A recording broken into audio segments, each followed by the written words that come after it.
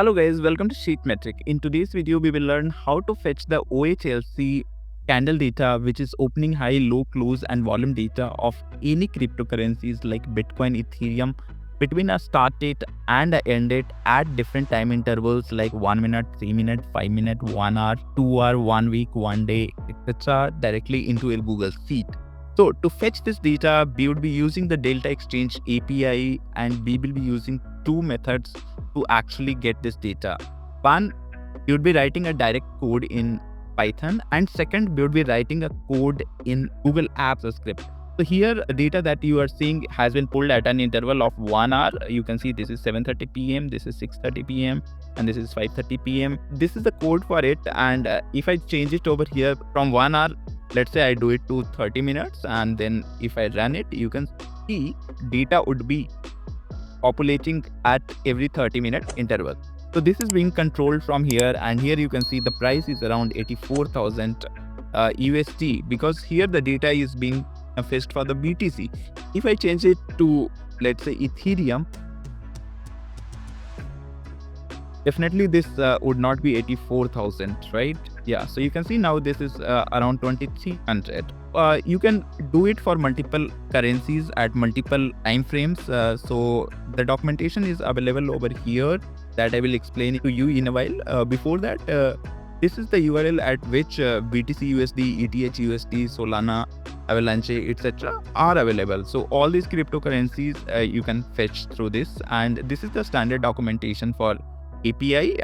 So it returns OHLC candle data as per input values of resolution. Resolution means this time interval 1 minute, 3 minute, 5 minute, 15 minute, 30 minute, 1 hour, 2 hour, and then we have certain day interval 1 day, 7 day, 30 day, 1 week, 2 week. And you have to specify a start date and end date. And these start and end timestamp needs to be in Unix timestamps in second. So that I will explain to you towards the end of the video. This is the equivalent Python code written over here. Let me write actually this code into the Python. To write it, I am using Google Colab. You can also use that. If you are logged into your Google account, you can use this Google Colab from colab.research.google.com. I will give you the link in the description. So I have clicked on the new notebook over here, and this is opening. So here you can rename the file.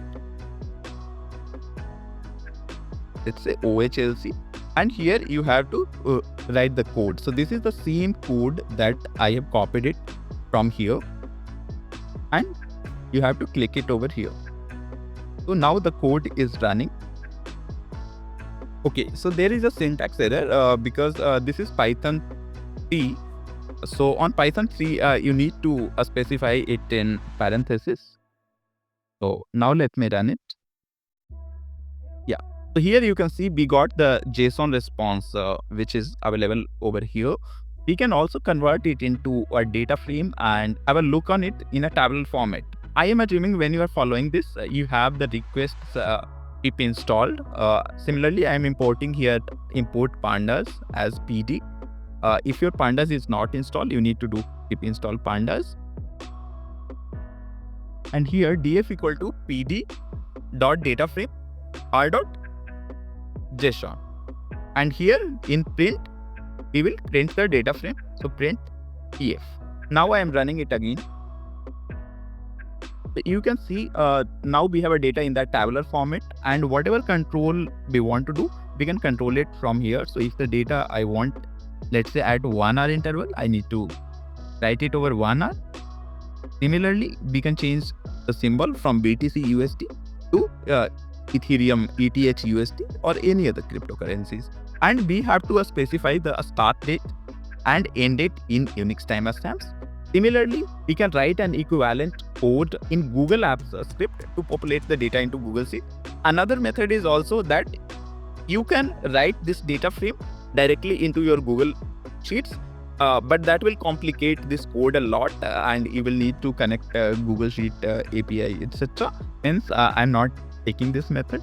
Let's open a fresh Google Sheet. So I have typed sheet.new. If you are logged into your Google account, you should be able to open it like that, or any other method that you are aware. to open your apps script, go to extension, go to apps script. Okay, and now we need to actually write this code.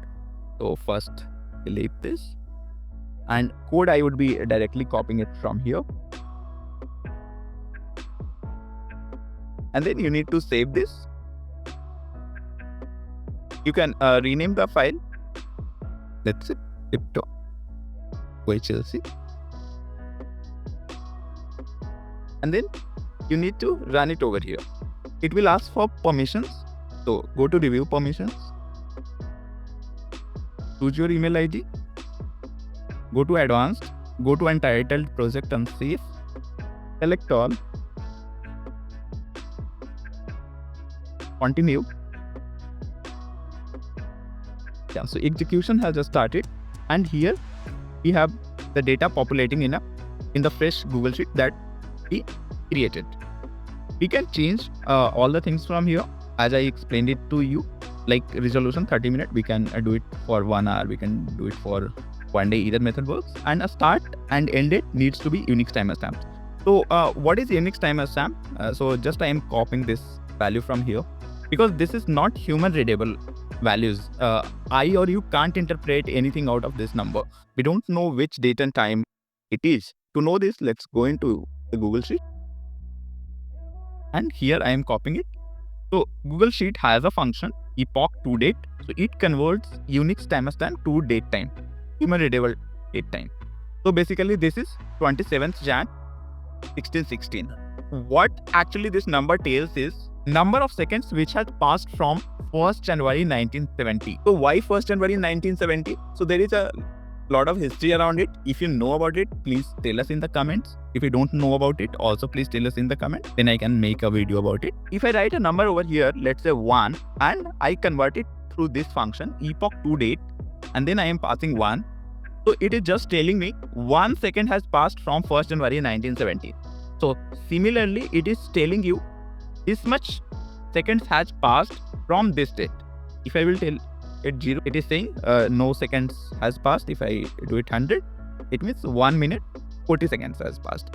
So why I am explaining it to you? Because we need to convert human readable timestamps to Unix timestamps to use in these codes.